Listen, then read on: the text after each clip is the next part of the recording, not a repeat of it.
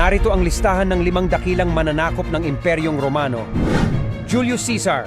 Ang mga tagumpay ni Caesar sa mga labanan tulad ng labanan ng Alesia ay nagpatatag sa kontrol ng Roma sa Gaul, modernong Pransya at Belgium noong 52 BC. Gaius Marius.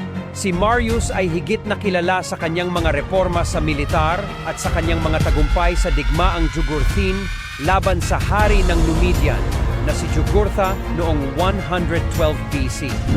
Trajan.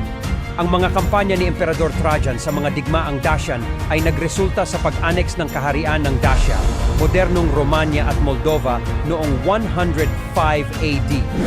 Augustus.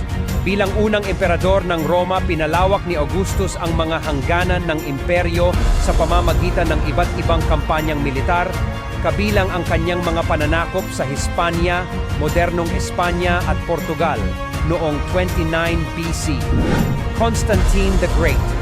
Ang kanyang mga kampanyang militar, partikular ang kanyang tagumpay sa labanan ng Milvian Bridge, ang nagbigay daan sa kanyang pag-akyat bilang nag-iisang pinuno ng Roman Empire noong 312 AD.